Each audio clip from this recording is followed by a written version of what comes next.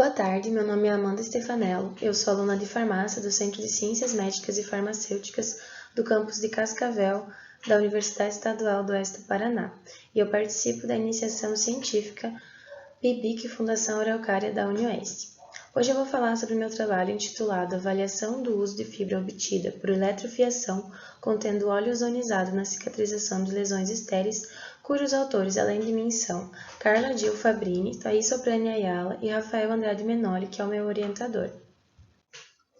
Então, para a gente começar a introduzir, o ozônio ele é uma molécula instável que é composta por 3 átomos de oxigênio que estão em ressonância. Já é estudado que o ozônio ele possui uma capacidade esterilizante, antimicrobiana e também desinfetante. Além disso, ao longo dos anos, a ozonoterapia ela tem ganhado um maior espaço na medicina e vem sendo adjuvante de tratamentos por conta do seu efeito metabólico em tecidos inflamados. Ela também ativa a resposta imune, o que ocasiona a destruição de bactérias, fungos e vírus.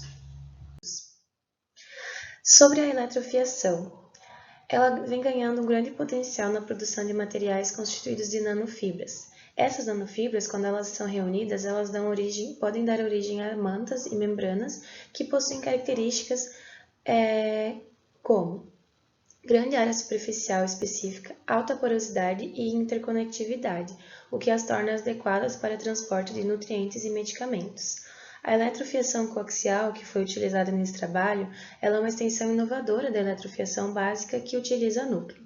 E uma das principais motivações de seu uso é por conta da liberação controlada de fármacos, já que ela possibilita contornar as limitações da eletrofiação comum.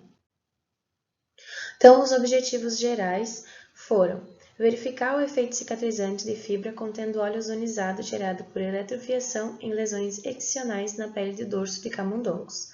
Os objetivos específicos foram realizar um punch dermatológico e promover uma lesão no dorso desses camundongos. Depois disso, analisar essas lesões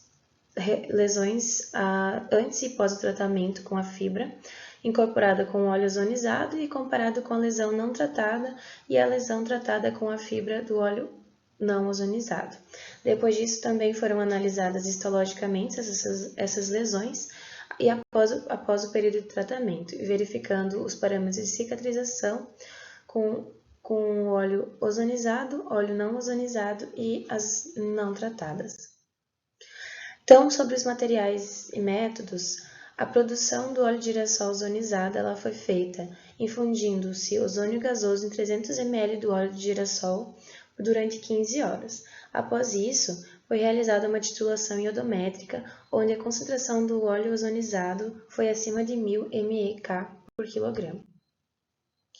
Para a eletrofiação coaxial, foram utilizadas 3 soluções, uma com o óleo de girassol, sem o óleo de girassol, uma contendo 10% do óleo de girassol e uma com 10% do óleo de girassol já ozonizado.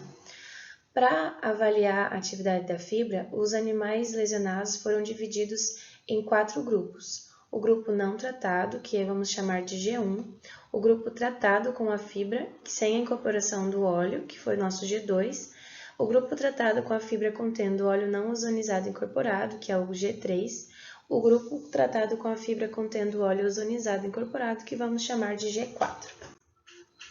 Então, como foram feitas essas lesões nos camundongos? Então, camundongos balbicê, de aproximadamente 2 meses de idade, foram anestesiados com ketamina e xilazina.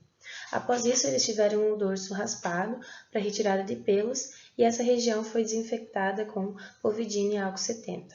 Essas lesões circulares foram feitas com um punch dermatológico de 5 mm de diâmetro.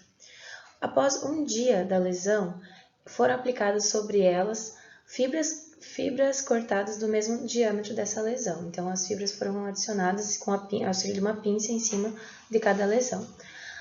A partir do primeiro dia de cada lesão, como está aqui, as lesões foram medidas com auxílio de um paquímetro digital no primeiro dia e até o final do tratamento. Então, aqui a gente tem uma imagem de como foram feitas essas lesões na pele dos camundongos, no dorso dos camundongos. Aqui nessa imagem a gente tem como a lesão ficou após adicionada a fibra. E a diminuição das áreas das lesões, elas foram comparadas entre os grupos submetidos aos diferentes tratamentos através do método de ANOVA com o pós-teste de Tucker.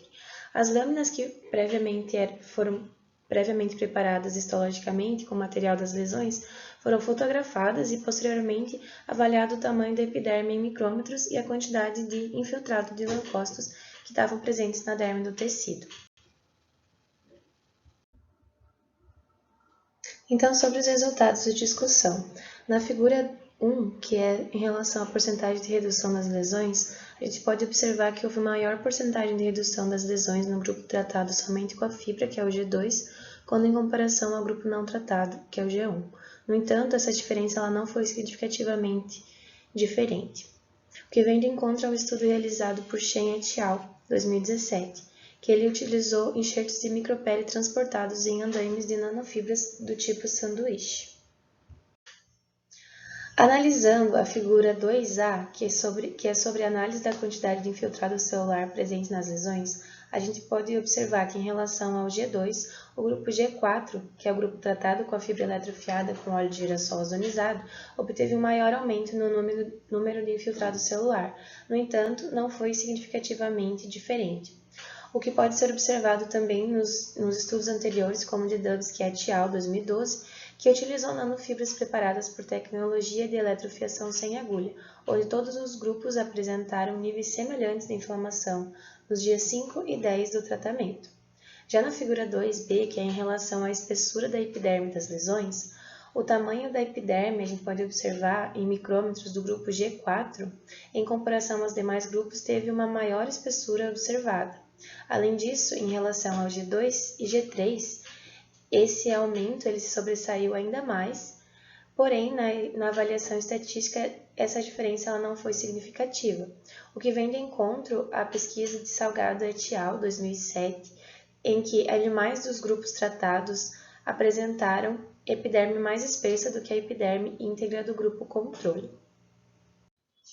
Quando a gente analisa, então, essa imagem aqui, dos resultados de discussão, a gente tem as imagens da histologia de cada lesão e de cada grupo.